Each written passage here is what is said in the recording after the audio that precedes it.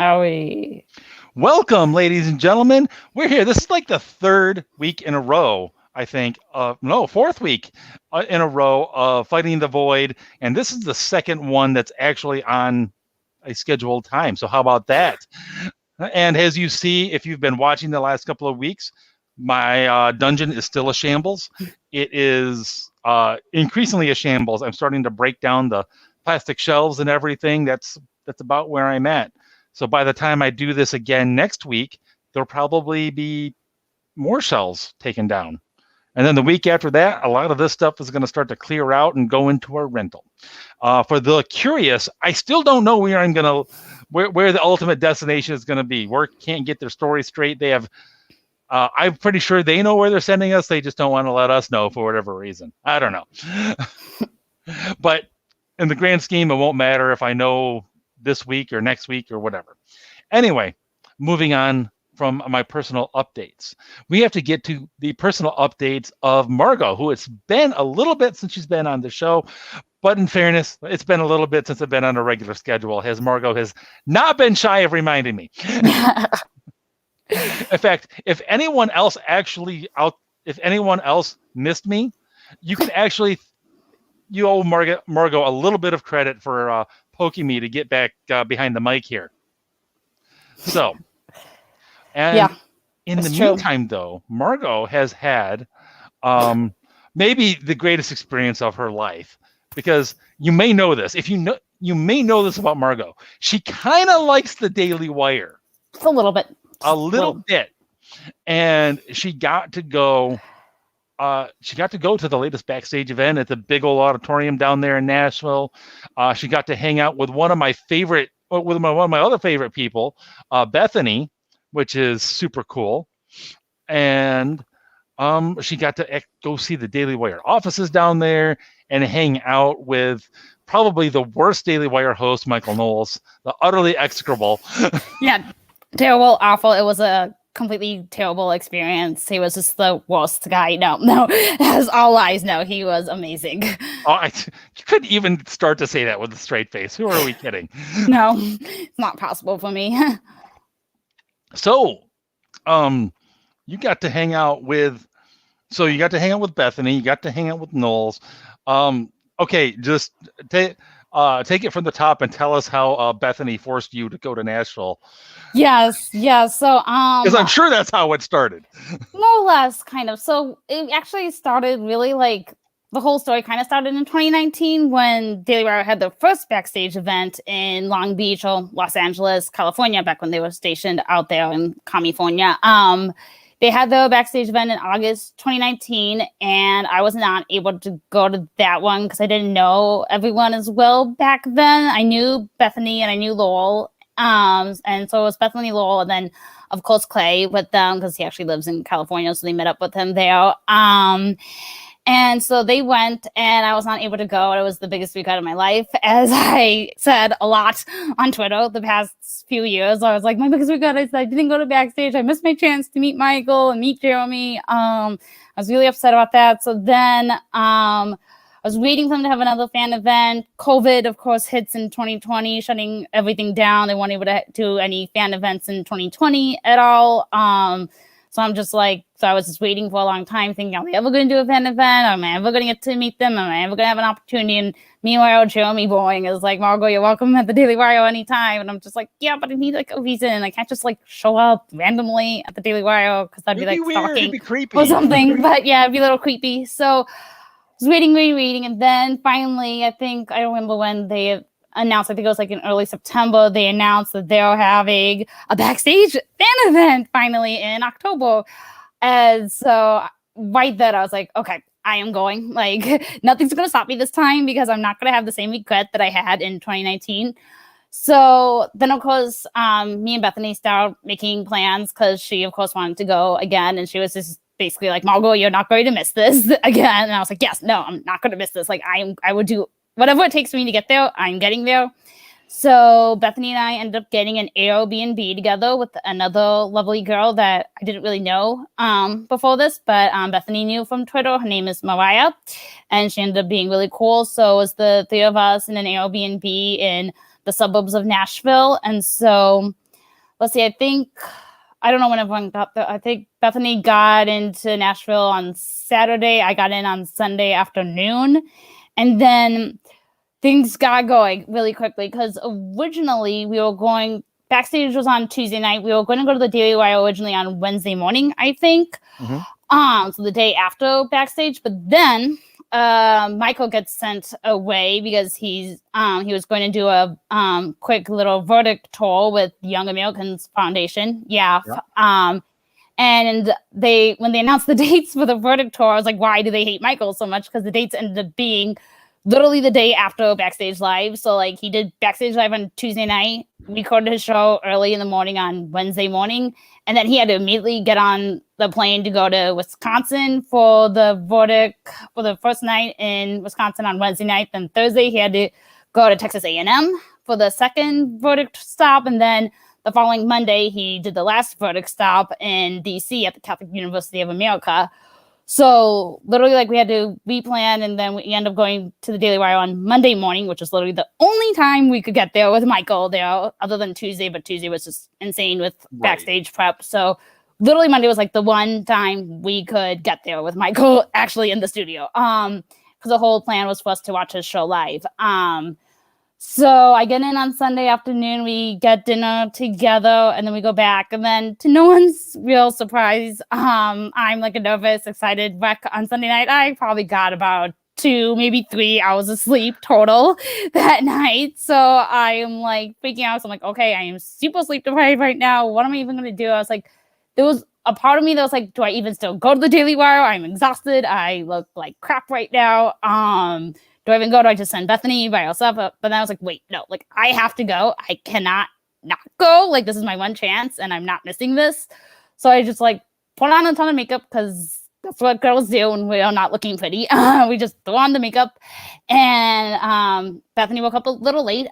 So we were a little, I was getting a little nervous about when we're going to get there, but it ended up working out great. We get to the place, and then we couldn't tell which door, like which one was the Daily Wire, because it's kind of in a nondescript office park, kind of generic office park. Like it's not like this big Daily Wire studio that has like the logo and stuff on it. No. So it was a little hard for us to find it, but it ended up working out perfectly because as we're signing in at the front desk, I hear a man's voice coming in behind me, and I'm like, wait a minute, that sounds like, is that? And then I turn around and oh my gosh, it's Michael Knowles, like right behind me. And I almost did not recognize him because he was in his pre-show look. So he was just like in a white t-shirt and, you know, no show makeup, no fancy hair stuff or anything. So I was like, oh my gosh, it's Michael. And he gets, this is what you look like in the real world. Yes. And so he just gives me a big hug and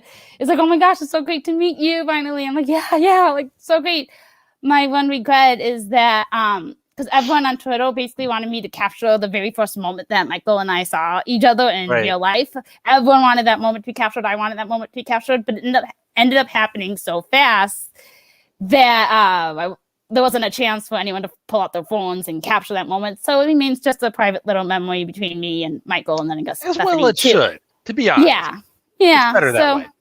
Yeah, it is. And Bethany was there, so she got to see it. So then Michael goes to hair and makeup and wardrobe and stuff to make himself look pretty for the cameras. Then me and Bethany get escorted back to where we're going to be watching the show. We end up sitting right outside the control room because there's like the control room, and then Michael has his like studio right next to the control room. But the way it's set up is like he's facing away from the control room. It's kind of weird, but kind of works. So we were outside the control room so we could see what the producers were doing, and one of his producers is a famous Christian actor named Ben Davies, who is now the producer of the Michael Knowles Show. So we got to meet him and got to see him do his thing, doing the producing. The toughest part for me was having to remain silent the entire time, because if I wasn't quiet, then sound might pick up. So Bethany constantly had to keep like shushing me and being like, "Shut up, Margo," and I'm just like, I'm just whispering, like, about being that loud. And she's like, you whisper really loudly. I'm like, okay, I'm sorry that I whisper too loudly. Like, I'm sorry. And I'm just like, I'm allowed to react. I'm allowed to smile, Bethany. Like, stop yelling at me for smiling. Like, this is kind of my dream come true here. So it it was really fun to watch the show live, and just kind of like see Michael do his thing. And it was really cool to see like how he can like snap like in and out of show mode really quickly. Because like when he's on the show, when he's in the show mode, he's like doing a thing and he's like just like has his like show pace. But then outside of that, he's just very chill and laid back and cracking jokes and stuff. So it's cool to see him like kind of go in and out of those two modes. Right. So we finished watching his show, and then let's see, I'm trying to think what happened after that. And then we talked to him for a few minutes, and he took us back to like the kitchen area, the like little kitchen snack eating area. And he made us coffee. For me, he made me hot apple cider because I don't drink coffee and I love hot apple cider. So that was nice. It was a K cup, but you know, still the thought that counts. So then we got to sit and chat with him for a while, and he and I were nerding out about Catholicism. And guess what? We were talking about specifically the Latin Mass, of course. Of course. Because as people might remember, I was on Ginger's channel a while back debating him about the Latin Mass versus Novus Ordo, which was a fun episode. You guys should go back and watch that. But Michael is also... No knives were drawn. No knives were drawn in that episode. So this is true. It's possible. It can happen. Yeah, but Michael also loves the Latin Mass, and it was really cool because the week or two before that, he had actually just gotten interviewed for the new Latin Mass documentary that's coming out in pieces. It's a trilogy called Mass of the Ages. Cool. The first part came out a few months ago, and ever since like the beginning of the year, I kind of got to know the producers and the filmmakers of that documentary because they're on Twitter, and I basically live on Twitter, as people know. So I got to know the filmmakers, and they really. Who are they? One of them is Cameron O'Hearn. He's the director of it. Okay. Of Mass of the Ages, and so I don't know if it's him on social media. I think it's actually a different guy named Jake who does the social media for them. But either way, it's like kind of the same person. Not really, but it's like the best friends. So it works. But anyway, I've been talking to them because Cameron's also a huge fan of Michael Knowles, and so Cameron really wanted to get Michael in the film. I wanted to get Michael in the film, but the problem is that Michael's schedule is crazy and insane. So I'm sure. For a long time, it was like me on Twitter tagging Michael, being like, Michael, you should be in this documentary. You should get in touch with these filmmakers and pick a time and get interviewed. And this took like months and months. And then, so they were trying to get him into the first part of the documentary. That didn't work out, but they still have two more parts that they're making that will come out. In the part 2 is hopefully going to come out either at the end of this year or in early 2022. But they finally got him interviewed. They flew out to Nashville and interviewed him like a week or two before I met him. So it was really funny because like in the cafeteria, Michael was kind of like bragging, like, yes, Margo got me into this Latin Mass documentary movie. And it was really surreal to have Michael bragging about me. Like usually it's me bragging about Michael, but he was like so excited that I helped him get into this documentary. So it was just really fun to hear him like be so proud that like I helped him get into it. So that was one of the things we were talking about. And then he got busy with other things because he's Michael and again crazy busy. So then some of the girls that Bethany knew, one of them used to be an intern when Bethany was an intern at the Daily Wire. Now she's like I don't know what she does now. I think she's like an events I don't know what her job title is, but she was taking us on a tour of the rest of the Daily Wire building and studios, and we got to see like where the Candace show is filmed, and we quickly got to meet Matt Walsh as Matt Walsh was like it was weird because like he was in the wardrobe area picking out a shirt for his show, so we met Matt Walsh real quick, and did he mention anything in particular that he happens to hate? No, he was just kind of in a rush. And the funny thing was that I told him to be nice on his show, and he was just like, no, do you know me? I'm not going to be nice. Like, get out of here. That would be off-brand. Yeah, but it would be hilarious if Matt just had a show where he was just very pleasant and nice, and Bethany and I were joking and saying that Matt and Michael should switch personalities for a day on their shows. Like, Michael should be, like, angry and all, like, cynical and, like, just gruff like Matt, and then Matt should be all, like, chill and happy and cheerful like Michael, and just see how much that freaks people out. It would be cool to see if Michael can pull off their curmudgeon, the millennial curmudgeon. Yeah, and if Matt could actually be cheerful for more than like 2 seconds, if that's even possible for Matt. Unless he's canceling his wife, I'm not sure that's possible. he does like canceling her. He That's a does. favorite pastime of his. I do thoroughly enjoy actually their interactions on Twitter. Yes, their interactions on Twitter is like one of the golden things, and she's like the only Daily Wire wife to actually like have a public persona, like to actually be on Twitter. All the other wives are, they're much more private, and you don't even really know them. You just know about Michael's wife because he pretends to do her voice in a very insulting way sometimes. But we know she's sweet little Lisa. Of course, Ben's wife is a doctor.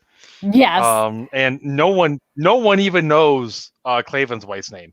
No, I think Bethany might know it, maybe, and I think Bethany told me Jeremy's wife's name, and I don't even remember what it is. But I was like, wait, and I think Bethany said she might have met Jeremy's wife one time. I was like, wait, whoa, you met Mrs. God King? Like, that's hilarious. That's the other thing we did. God Queen. Yeah, God Queen. We met Jeremy briefly because he was really busy as well. But we did get to meet Jeremy briefly. I tried to get him to tell me what the bent key story is because he always wears like this neck with this chain with a bent key around his neck, and that's actually what like the company is formally called. It's called Bent Key Productions. And apparently like this goes back to like Jeremy's teenage years or something. He has some story about a key that's bent. I don't know. Apparently Michael might know the story because like Jeremy told him when he was drunk one time. But other than that, Jeremy's like, no, I'm not telling you the story. And I was like, come on, Jeremy, I thought I could finally get you to tell me. But no, he didn't tell me that. No. Yeah, so we were at the Daily Wire for probably about 2 hours, and then I'm exhausted after that because I'm on like 2 or 3 hours. I'm doing all this on 2 or 3 hours of sleep. Oh, the other fun thing was we actually got to go into Michael's studio and actually like get to sit in. I got to like sit at his desk and like actually like pretend to be him and look at the note cards that he uses during his show. And I got to smoke a cigar. No, I did not smoke a cigar. That's the one thing I wanted. That's the other thing I wanted to do with Michael. I'll have to do that the next time I go to Nashville. Because I really want to smoke a cigar with Michael, even though I've never smoked a cigar before. So it might not turn out well. I could just start hacking up a lung or something, and I'll probably like do it wrong and just end up like coughing and hacking myself to death, and then Michael would just be like, okay, this was a bad idea to bring Margo for cigars. I feel like that should be part of an all access or something. Yes. Margo smoking her first cigar with Michael on all access. Oh my goodness. That would if something like that should happen, you have to let me know. Oh yeah. You have to if that happens, let me know so that I can go ahead and then subscribe to All Access just so I can see that live. Oh, just so you can see that. You should subscribe anyways because Daily Wire is awesome. I can only subscribe to so many things. Yeah. There's a lot. I was subscribed to Daily Wire for a while. I never took advantage of all the behind the paywall stuff anyway. Yeah. So I was like, no, I'm not. That's how I got to know. That's how I got to know Michael and Jeremy really well. It was All Access in addition to Twitter, but it was really like being in the All Access chats, like because Jeremy used to do one every Sunday. Back in 2020, he would do All Accesses every Sunday.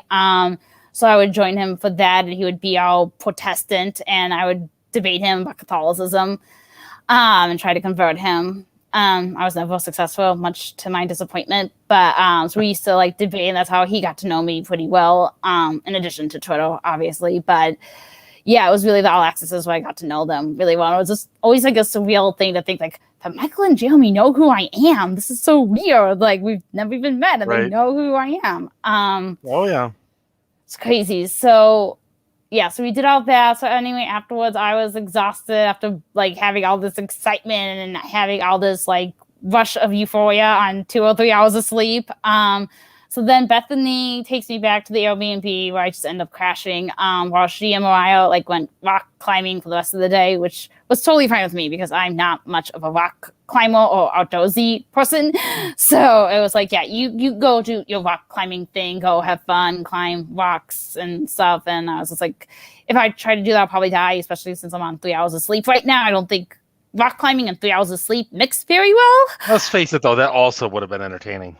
I mean, yes, but maybe not so much for you, but like for literally everyone else. Yeah, but I was also just like, I cannot stay awake. Like, Sleep was probably good.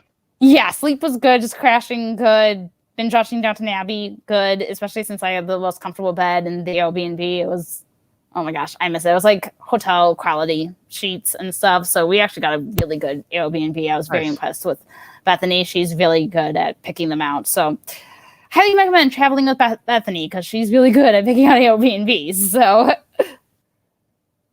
she's a good Well, hostess. if they have another event in Nashville and I am free, I will make sure to use Bethany as my travel agent. Yes, that should be her like career. I don't know if she's watching right now, but Bethany, if you're watching, or if you're watching in the future, you should be a travel agent. That should be your new career. We just decided this for you. This is what you're going to do with your life. In addition to running social media stuff for Bill Whittle, because that guy, Bill. What's his name? Bill something Whittle. Yeah, I think Clay kind of likes him a little bit, and I kind of see Clay in the live chat. So he is, yes. Yeah, hello Clay, and you can say hi to that Bill Whittle guy who I think does something, or although he has a little tiny show, something called the Stratosphere Lounge and Right Angle and Moving Back to America and the Virtue Signal. I'm going to give a little shout out there actually over the BillWhittle.com guys, because a couple of things. One, I find Whittle to be very refreshing because he doesn't seem to miss any of the negative stuff that's going on, and yet he always remains optimistic. He doesn't downplay the negative so much, but he's like, and this is why we're still gonna win. Yeah, which I really, really appreciate. He's almost always got a fresh and deep take on something, as opposed to just surface. He's not just talking points, which I love. And almost anybody with a daily show kind of falls into talking points or the outrage of the day. Yeah. It's really hard to avoid with a daily format like that. Yeah. Whittle isn't quite a daily format, but pretty darn close to it. Close enough that it's impressive that he avoids it. Yes. And also, he doesn't do sponsors. Wow. At all.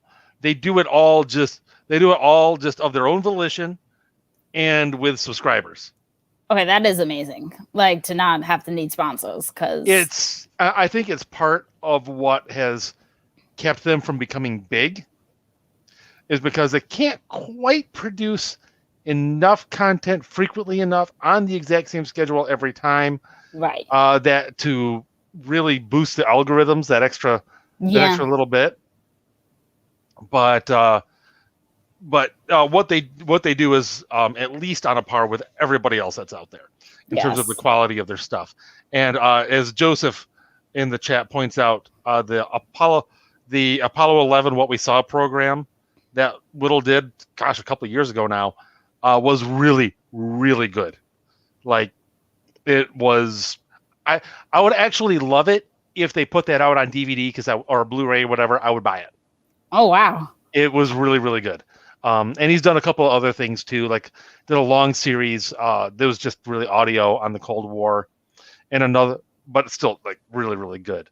I missed the visual aspect though, from the Apollo program, and then also he just did a series, America's Forgotten Heroes, that with the Daily Wire, that was just also fantastic. He's nice. He produces amazing content. Yes. But anyway, enough of that. I feel like he just doesn't have the same name recognition as the rest of the Daily Wire guys. Like, when you think of the Daily Wire guys, you think Ben, Drew, Nat, Michael, and now Candace. You don't have Bill. Like, he doesn't have the same name recognition, I feel like, as the rest of them. No. That's despite having done a show for the NRA for a while. Yeah. And as Clay points out, as Clay says, there's a lot going on. And also YouTube really, really hates him. Yes. Well, which I don't YouTube hates for a minute. I mean, YouTube hates all conservatives, so this is a fact. This is a fact. I mean, even Michael got censored a little bit recently. YouTube started censoring his show a little bit. Like they cut his audio for a few minutes of one of the shows a few weeks ago. Because he was quoting the doctor of the CDC, and apparently you can't even quote the doctor of the CDC anymore because, like, I guess it was like outdated information, and it was something just about like being. It was kind of like I forget what it was. It was something about like. I got a strike. I got a strike on this little channel. Ooh, you got a strike. Yeah. Congratulations. We're talking about Steve Deace's book, Fauci and Bargain. Oh, how dare you? Yeah, how dare I indeed. And it was, put it this way. If you're not getting censored by YouTube at this point, you're doing something wrong. Man up, okay? Yes. Because you are towing the line way too much if YouTube isn't even trying to censor you. Yes. It's like, how can you possibly avoid saying something that doesn't offend the censors at this point? Yes. Unless you're really good at dancing around words. Like, there are some people that are, but I think for the most part, if you're not getting censored by YouTube at this point, you're a candy ass. Sorry. Yeah. And then actually, speaking of censorship, I actually got censored by Twitter just yesterday.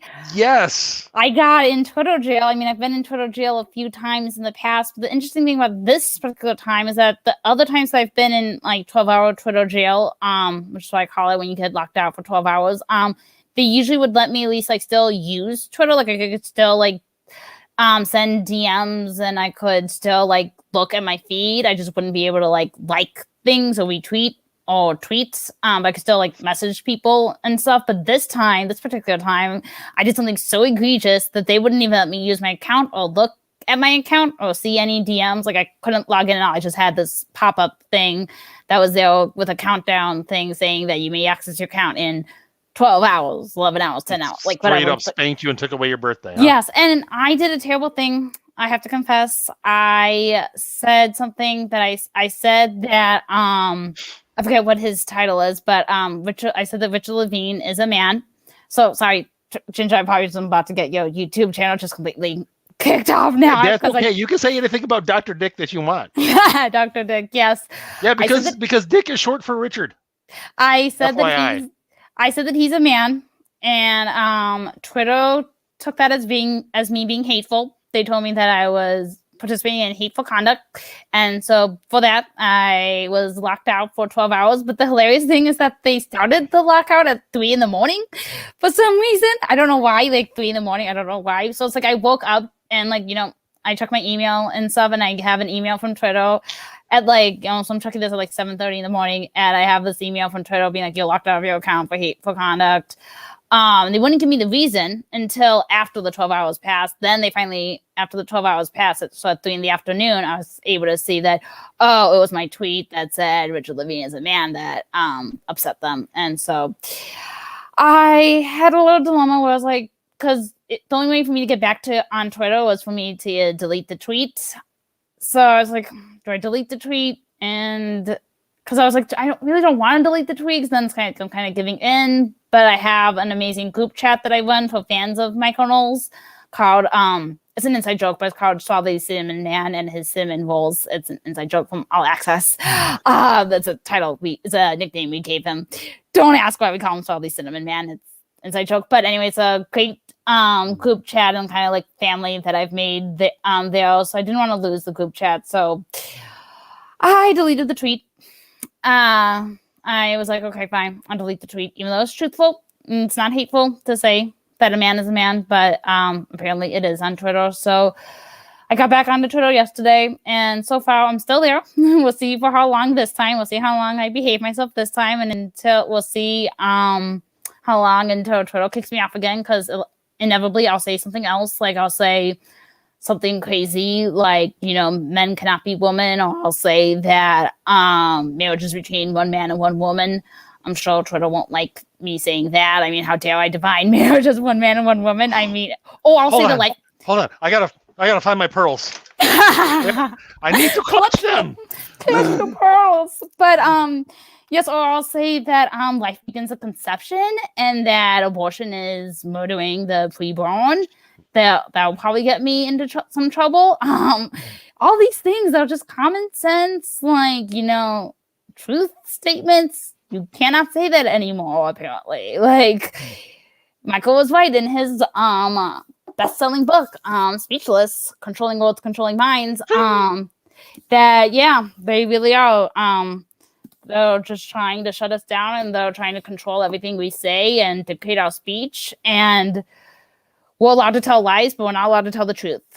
That's where we're out. That's where we are at this point. So, yes, we're living in a clown world. To say the insane. Very least. It's just absolutely insane when you just take a step back and you just think about all the just insanity that we're living in. Like, men are pretending to be women. They still have, like, male voices. That's always the thing that gets me, is with all these, like, males who try to transition to being female. They still have their male voices. So it's like they still have the deep voice. So they are, like, wearing the dress, and even if they, like, have the surgery and stuff, they still have the deep voice. So it's like, you still sound like a man. Yeah, can you imagine, especially if you, if it's one of these really, really, shall we say, thorough transformations, where you literally would not know if somebody told you, and then they come up walking up, "Hey, how you doing? My name is Clarice." Like, okay, you look like that, but you don't sound like that at all. I think honestly, the only exception that I'm aware of, is like Blair White. But, that's like Blair White does not sound like a dude. Blair White it's kind of scary how much he looks and even sounds completely like a woman. Like, it's kind of scary. But I would never say that Blair White is a woman, because he is not. That said, once I knew that, then it's like, oh, so suddenly you can see all the work. You can see suddenly you can see the plastic surgery. Yes. And it's like, now that I know, I can't unsee it. You can't unsee it. Yeah. But if you didn't know, if you didn't know, you might pick up on, like, something's just off. Yeah. But it would be hard to be sure at any rate. In fact, when I heard it, I was like, no, that's not true. And I looked it up. I was like, yep, sure enough. Yep. That chick's a dude. It's like, wow, that's convincing. Yeah. Until again, like Blair was on Crowder, and shortly thereafter, I found out again, and I'm like, okay, yeah, I see now. Yeah. You can see that, like, no, that's not the way that person's normally put together. Yeah, to say the least. Yeah, to say the least. But enough of that awkward subject. Anyway, going back to my story about Nashville, because I didn't actually talk about, like, the actual backstage experience. Yes. So then Backstage Live was Tuesday night. The show was great. I loved the actual show. That was awesome.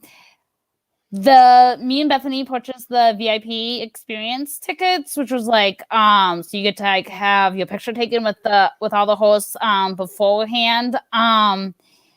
That was $300. It was not worth $300. And I'm going to criticize this as someone who loves the Daily Wire, someone who's a huge fan of the Daily Wire. I still am. I still love them. I was very disappointed with the VIP. How much was it? 300. 300. Yeah. And what it ended up being was, I'm sorry. But anyway. what it ended up being was we waited in line for probably about an hour or so. And then it's literally like an assembly line. Like, you wait in line, and then you just kind of go from host to host to host to host to host, getting your picture taken. You get about, like, 30 seconds to a minute with each host. Right. Quick picture with them.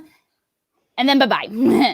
To be fair, they're treading a fine line with wanting to open it up to as many people as possible and provide a worthwhile experience. For the experience, it would be better if they was like, okay, if they were like, okay, the first 50 people that's get it, or 25 or however many. I don't know how many people bought the backstage pass there, But like You what know, I was thinking too is like what would be a better way of doing it is just do an hour pre-show, like do an hour pre-show like hangout with all the hosts, like a pre-show like a real meet and greet where like they have like light hors d'oeuvres or whatever. They had like a cash bar at the auditorium place. Like you have like a cash bar or something, and you have like snacks and stuff. And you just do Matt Walsh's favorite activity of mingling with all the hosts for like the first like cause that's how it ended up being. Like the host had to like do it for like an hour and a half or something anyway, do all the pictures. So I was thinking like it would be cool, like just do like an hour or so, just like mingling and getting to talk with the different hosts and stuff, and the fans getting to talk together. Rather than it being like you're in line for an hour and then it's just like quick photo with all of them and you move on, and it's just like that was kind of anticlimactic actually. A little bit, a little anticlimactic. So that was like my one criticism of it, but the actual show was amazing. They did a spectacular job in the actual show. It was a lot of fun to watch. My favorite part was when Smokey Mike and the God King did a musical performance, and Smokey Mike and the God King is like this parody musical group that Michael and Jeremy formed together. It's like they do riffs on like the Beatles songs and like of 1960s bands and stuff. So they pretend to be like druggies and stuff. Who perform like Beatles songs and whatnot. So they did a performance during Backstage, total surprise. So that one was like probably the best part of the show for me. And yeah, it was a really cool time. And yeah, that was just a really cool time to see. And then the rest of the week, Bethany and I and Mariah hung out. We went paddleboarding / kayaking on Wednesday, which was a lot of fun. But then I ended up getting an epic sunburn on my legs because I didn't have sunblock with me and I burned really easily. So that was another highlight of my trip, was getting an epic sunburn in October because it was 80 degrees in Nashville. You're in Nashville. I'm sorry, it ain't Illinois. Northern Illinois at that. Yeah, so I wasn't expecting to need sunblock in October because it's October, it's not June. But yeah, Nashville's a little south of Illinois is what I've learned. I need to do my geography a little bit. So I got a little sunburn. That was kind of fun. But the actual like paddleboarding was a lot of fun. We found like this big, massive lake out in like a forest preserve somewhere in the suburbs of Nashville. So that was fun. And then what? What? Tennessee literally only is it Tennessee? Yeah. Or was it Kentucky? No. There's this state. I want to say it's Tennessee. That only has one actual lake. Oh, I don't know.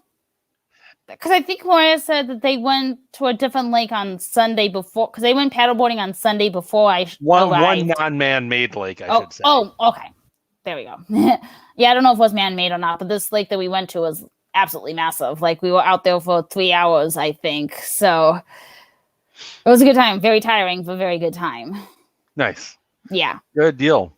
And then I love the area down there. I've been down in that general area a couple of times now, and it's amazing. I still have to explore actual Nashville. Because actually, like we didn't do much in like downtown Nashville at all. We just stayed in the suburbs for the most part. But so I need to go back and actually explore like the actual city, Nashville, next time. So next trip, because I'm definitely going to go back. I just want to throw that out there right now that I'm going to invade the Daily Wire because I have the address now. I'm not allowed to give it out. Of course, I signed a confidentiality agreement, so if I give it out, Jeremy Boying would kill me and sue me, probably. Well, so, what if you brought a +1? Just saying. Asking for a friend. Maybe. But yes, I do. I am. That's my one claim to fame or something else. I am in possession of the Daily Wire address because the address that they give out, there's an address that they kind of give out, but that's just a mailbox address. It's not the actual address. I have the real address. So I can just go there now whenever I want, basically. Put that poop into Google Maps and go. Oh, yeah. I can just start driving and be like, hey, Jeremy, what's up? And but you don't drive. Much. Well, I do drive. I just don't like to. I have my driver's license. I just don't like to drive on tollways and stuff. But if I had to, it would be worth it for Michael, maybe. Honestly, I mean, given the distance between you and them, it's not that great. Yeah. I mean, honestly, It was it's well within my threshold of I'm driving instead of flying. Yeah, the flight was weird because I used to fly out to my last few flights that I had done in the past. I hadn't been on an airplane since 2018 now, but I used to go to the Catholic Council's conference in in San Diego, California. So I'm used to like doing like the 4 or 5 hour plane ride from Chicago to San Diego. Nice. This Chicago to Nashville plane ride was so weird. It was so super quick. You were in the air for like an hour at the most. Yeah, basically. And it's like we take off, ready for liftoff, and the pilot is saying, prepare for takeoff. And then literally it seems like 10 minutes later or something, he's already like, okay, we'll be preparing for descent now or something. Like, it's about right. And I was just like, wait a minute, we just got up in the air. How are we already getting ready for like landing already? Like it wasn't 10 minutes, but it seemed like it was like 10 minutes, and it's like it couldn't possibly have been long. Yeah, no, it was insane. Like I'm not used to that quick of a plane ride. No, and then when you throw in waiting times at the airport and processing through and everything, and like, you probably spent more time flying than you would have driving. No, or close to it. The drive is like 10 hours or something. 10 hours, really? From Chicago to Nashville? Yeah, I mean, I've looked at it. Like, let me. Huh? Yeah. Like, let's see. Yeah, let's see. I think I could make it in 7 hours.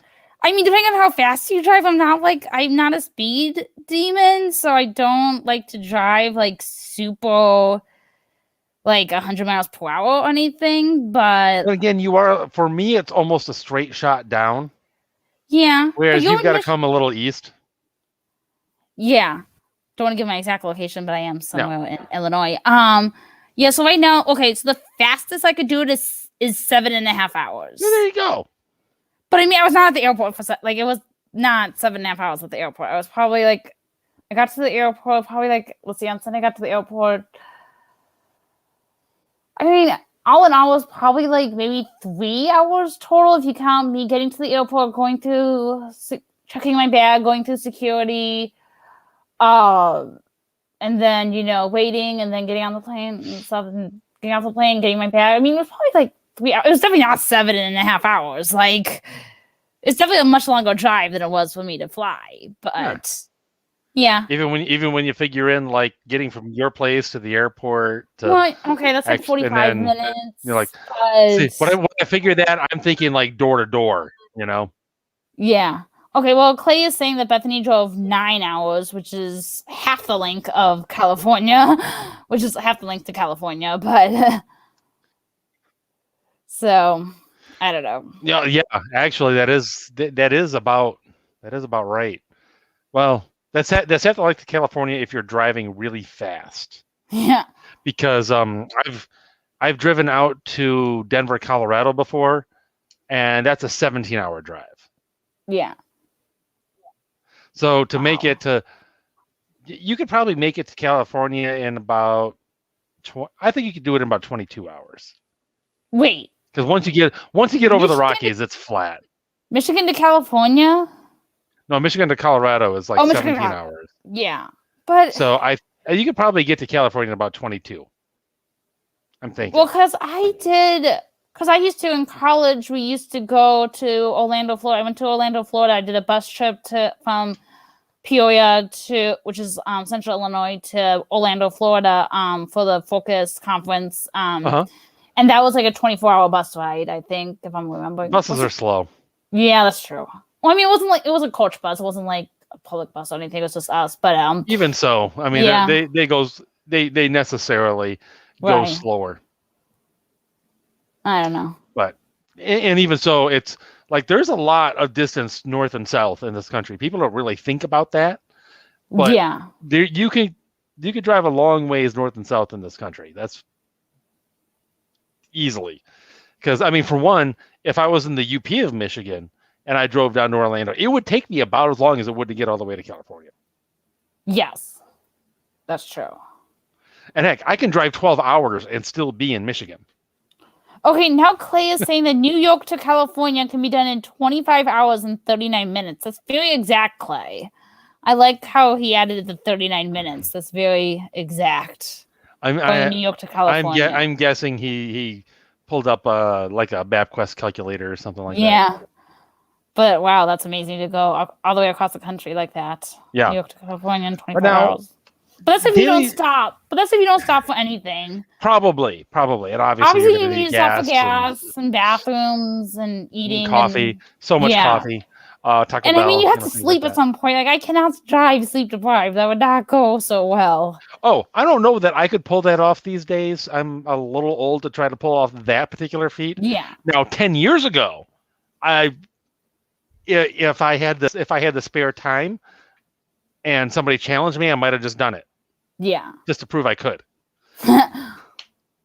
But, that's, in fact, going back a long ways now, when I got out of the Navy, which is 20 years ago now, I went from Virginia back home to Michigan, and then back home. And then from there back to Virginia, and then back to Michigan. And the only reason I stopped was because my dad absolutely needed to stop, because the whole thing was, I was out of the Navy. I was moving back home. Yeah. Until I got myself a job and all of that jazz. And well, I got out literally just before 9/11. Oh.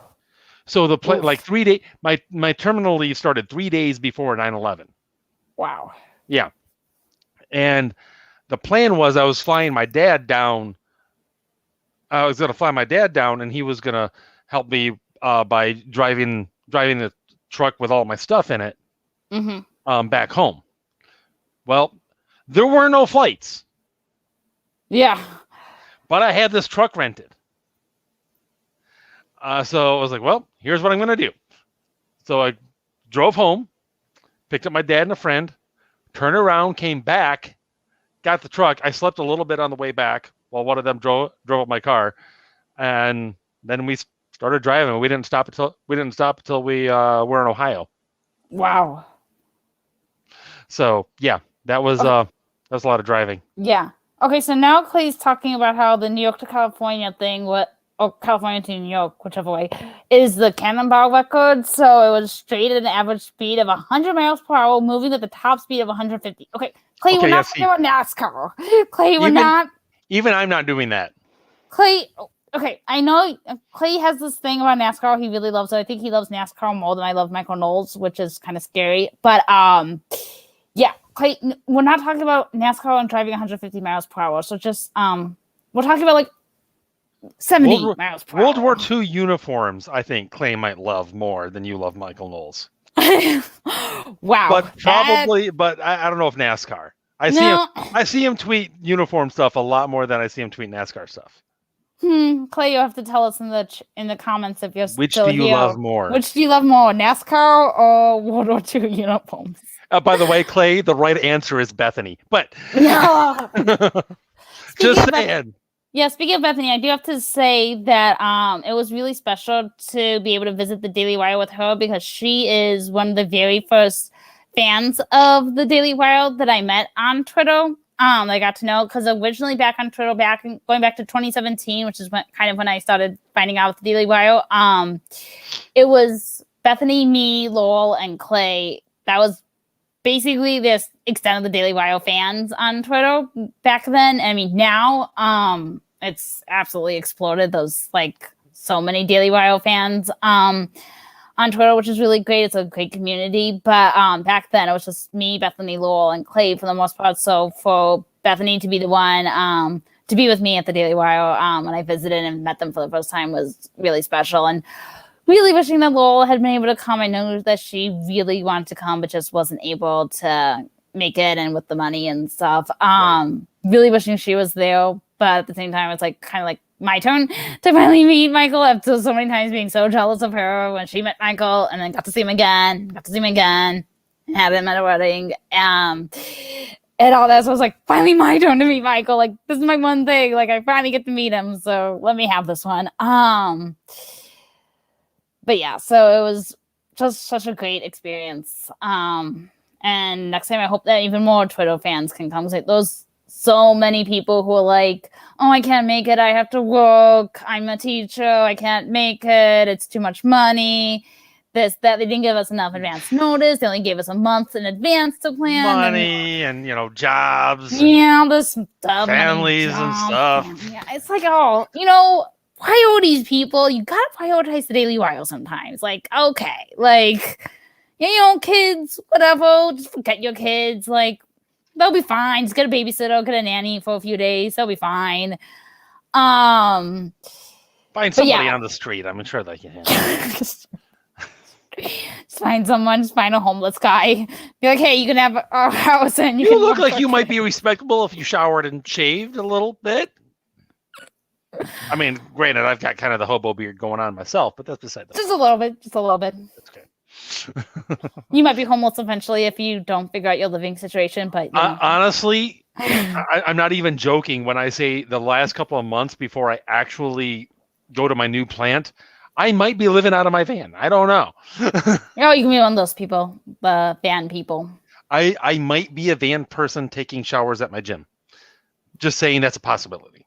So when you guys do not be freaked out when Ginger's trying to do a show and it's a really kind of in a van. Don't be alarmed. He hasn't been kidnapped or anything. Maybe.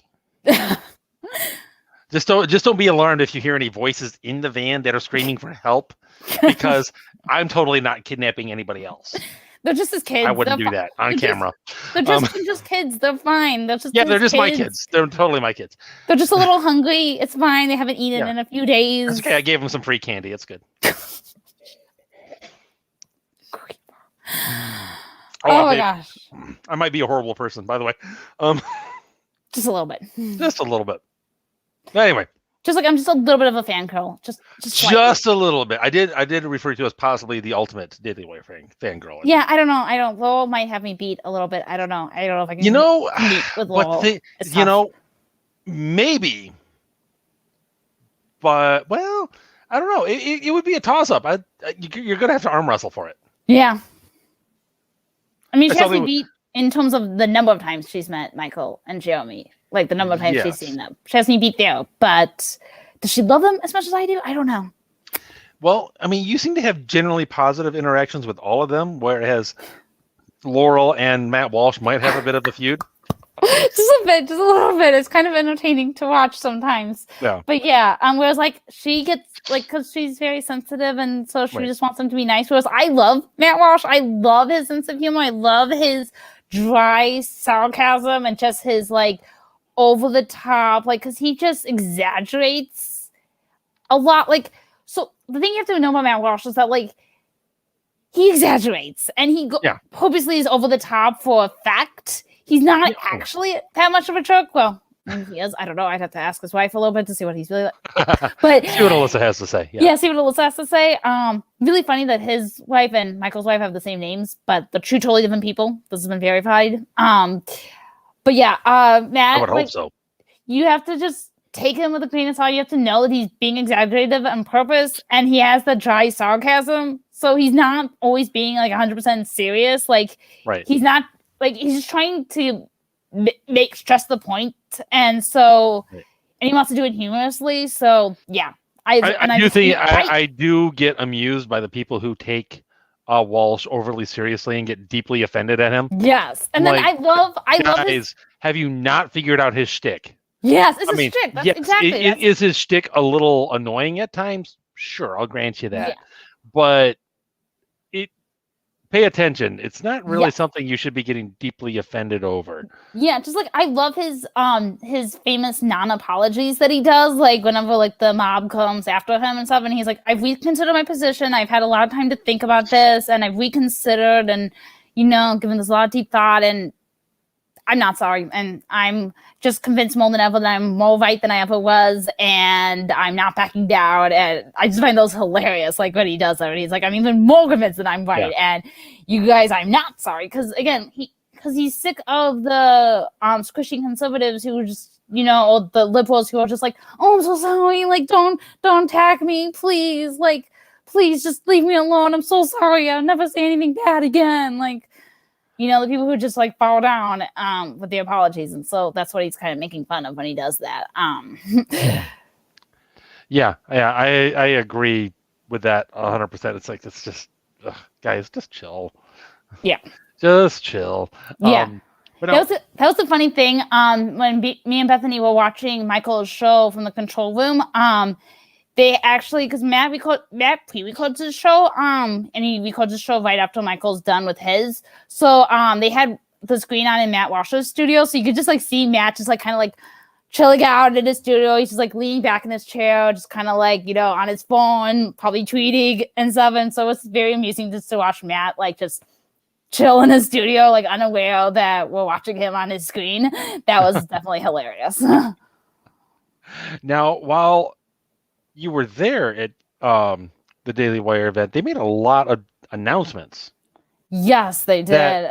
I've got to admit, now, you've probably caught every now and then. I kind of am not 100%, you know, go Daily Wire. Yeah. You know, every now and then I'm even a little down on them.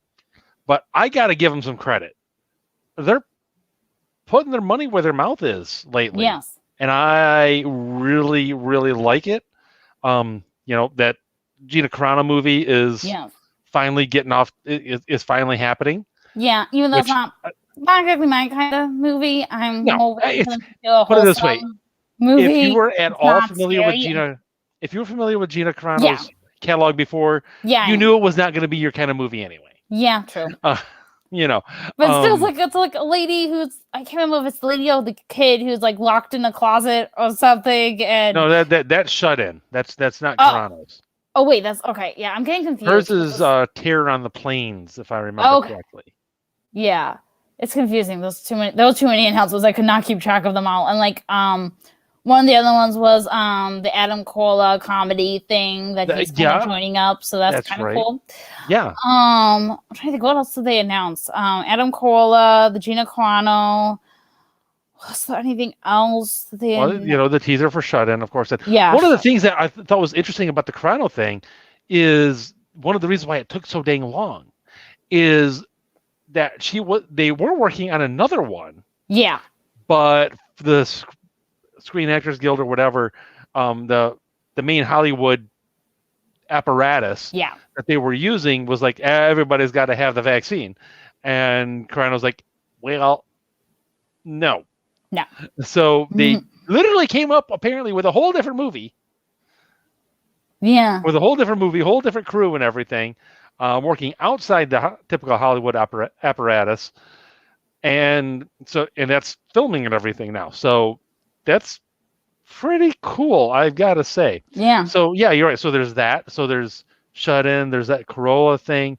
I can't think if there's anything else specifically that was announced then. Yeah. I mean, those are all pretty big things anyway. Even though we knew the Carano thing was happening. Yeah. And Shut In, I think, was actually developed in-house. Okay. Which again is cool. That's a step up in terms of Daily Wire's efforts from Run, Hide, Fight. Yeah. Which was just already made. They just kind of picked it up. Yeah. Same thing with that Clarence Thomas documentary that Amazon canceled basically, and they were like, well, I guess we're going to run that. Just recently, since Backstage, I forget her name, but that ESPN reporter. Yes. That was like, I'm not getting the vaccine. Sorry, it's not happening. Yeah. And then they signed her so they could do a sports show with her. Yes. Yeah, I'm trying to get her name. What's the name of her? I think it's like Allison or Alyssa or something like that. Yeah, one of those A names. Allison Watson, Allison Williams, something along those lines. Yeah, something like that. I'm not able to find it. But regardless, a lot of credit to them. Allison Williams. Allison Williams. Okay. A lot of credit to Jeremy and Ben and everybody who's actually making the decisions over there at Daily Wire, because you're delivering on what you promised when you said you were going to start launching the stuff. And I can't believe I didn't I can't believe I didn't mention it. They've actually started doing some investigative reporting. Yes, the Which, whole Loudoun County thank expose. goodness, really good on them for that. Yes. Luke Rosiak, I believe, was the reporter who broke that. And I hope I got the last name right. Yeah. I know it's Luke something. I want to say Rosiak. That's amazing, and it's something that's been lacking in right-wing media for a long time. Yeah. And let's face it, none of the mainstream outlets, including Fox, really do any mainstream reporting. Right. Any do any investigative reporting. Yeah. I mean, and well, I mean, there's always Project Veritas that always does the undercover stuff. Right. But that's a different sort of thing. Right. It's more like here's a flash in the pan story. Yeah. Sort of thing, which I appreciate. And most of the time, I think what they're doing is worthwhile, although every now and then they launch a dud. Yeah. But, it's like, why did you bother with this? Right. Kind of like the one with what part of their whole COVID series they just did. Yeah. The second one with the FDA employee. All right. Talking about, lists and everything. Like, this is not a policymaker. This is a kid who works in the flipping mailroom, spouting off to some rando so he can sound cool. Right. This isn't anything real. Why are you guys bothering? Don't waste my time with this nonsense. Honestly, anybody, they could have found any idiot to have that who would have the exact same conversation. Yes. Oh, I just thought that was weak, but yeah. Oh, I like Joseph's idea that Daily Wire should do a musical, like the Music Man of Oklahoma. Yes, that would be wholesome. Maybe get all the Daily Wire guys. That could be interesting. Get all the Daily Wire hosts to do a musical. I have to admit, since being married and having kids, while once upon a time I was definitely down on musicals, I would say they've grown on me. Yeah. Which I kind of feel like maybe I should feel ashamed to say it. But no, I mean, it's like, okay, I like Fiddler on the Roof. There was Sound some of Music. We were actually just watching Sound of Music last night. Oh, nice. It's such a classic. That one. And there's a couple others that I'm like, okay. I can't even think of the others right now. I don't know why it's slipping my mind. But there's a couple others that I'm like, crap, I actually like these. What's wrong with me? What is happening? Yeah. But that would be interesting. I would like to see that would be cool. The Daily Wire guys doing a musical themselves. Yeah. That'd be fantastic. I'm just waiting for the banjo performance by Matt Walsh.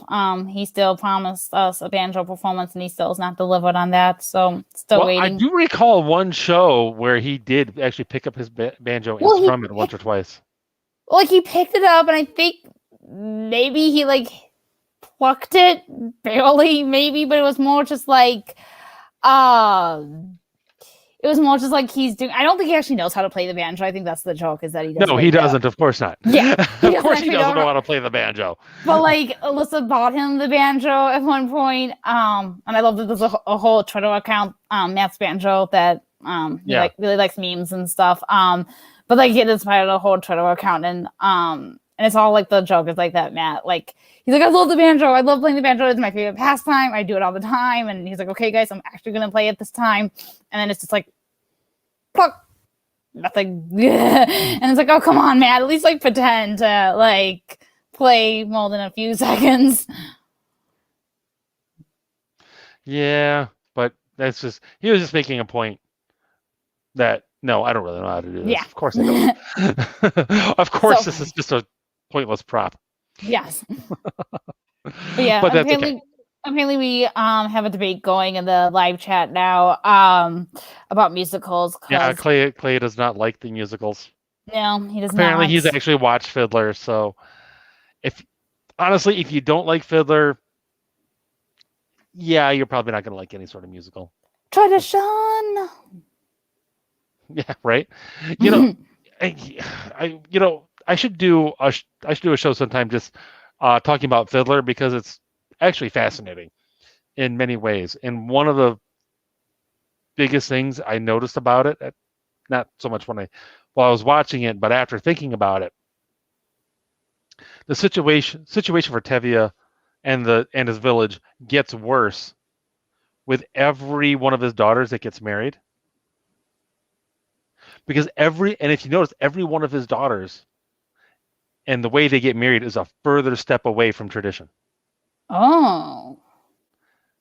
You know, you got the first one who they go outside the whole matchmaker process. Right. It's like, and you're like, that makes sense. They're genuinely in love, and and they're happy, and it's great.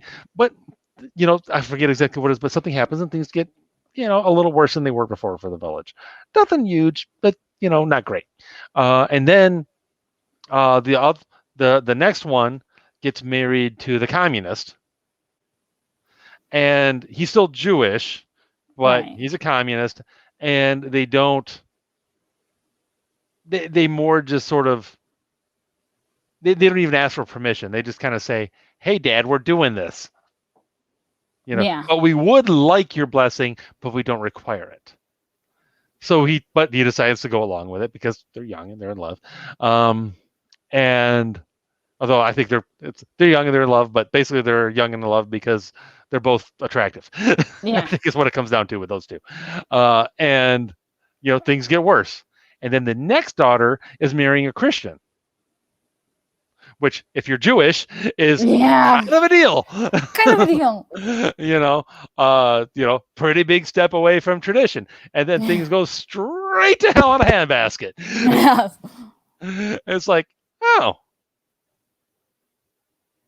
It's, just thinking about that, I'm like, huh. The person who told that story, they had to know what they were doing with that. Yeah. It's so obvious. You can't, it's so obvious. Of course he had to know. But anyway, that was quite the aside. But yeah, so it sounds like you had a fantastic time.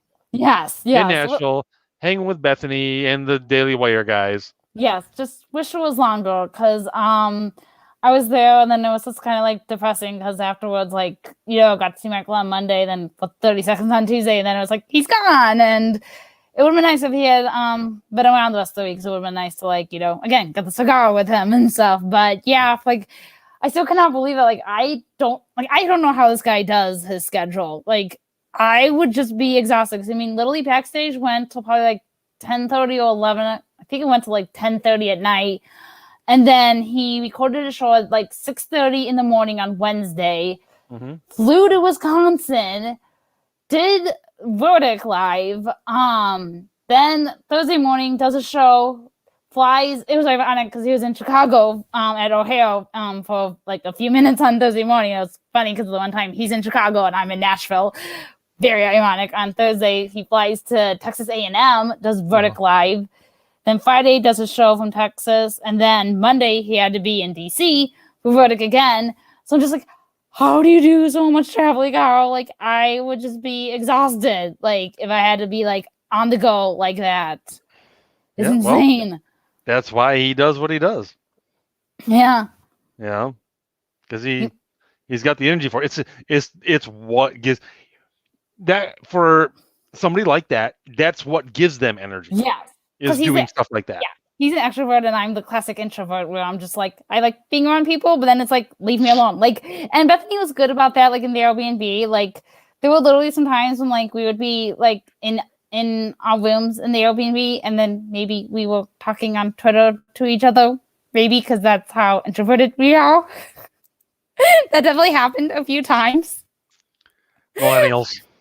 We were in our rooms like across the hall from each other. And yeah, we were just like DMing and stuff. And yeah, don't judge us. Millennials. But it's although also actually Bethany might be young enough. She's actually a Zoomer. I'm not sure. Yeah, I don't know. But she's like in her 20s, I think. She might be an older Zoomer, actually, come to think of it. I don't know. But which is even worse. Yeah. But I'm just trying to explain like how much of an introvert I am. Like, this is my level of introversion. Like, and it was actually weird to actually be with people for so long because like I've been like just not because of COVID necessarily, I'm using that as an excuse, but I'm just such an introvert that I'm not used to being around people so much in real life. That's why I'm on Twitter, because that way it's like Twitter I can socialize, but I don't actually have to be with people when I socialize with them. Whereas I can with this Twitch- socialize without having to actually be interactive. Yes, exactly. I can socialize while being in my pajamas all day. No, not really. Maybe. Anyways, so it was just funny those moments when it's like we're in the same house, when they're all being paid together, and we're just. There was one time when she came into my room and we were just like on our phone, like she was like actually like in my room, we're just sitting on my bed and we're just like tweeting, like not to each other, but we're just on Twitter, just chilling on my bed on Twitter on our phones. That happened. Millennials are weird. Millennial girls are weirder. Oh, Bethany just entered the chat. Hi, Bethany. Well, dang it, you Bethany, you can't pop in just as I'm about to wrap things up. What's wrong with you, girl? Bethany, what is wrong? I said so much. Well, it's good because I actually said a lot of terrible things about you, Bethany, and so maybe it's good because otherwise you'd kill me. No, actually, I was saying some very nice things about you. You should Generally. go back and rewatch. Generally nice things. You should definitely go back and rewatch, Bethany. But yeah, you have horrible timing. I know she was late because she was brushing her hair. But Oh! I got to see that whole yes, like it's quite a production. Her hair, like I got to see what goes in. Yeah, I mean that Rapunzel hair. It that takes a lot of real. effort.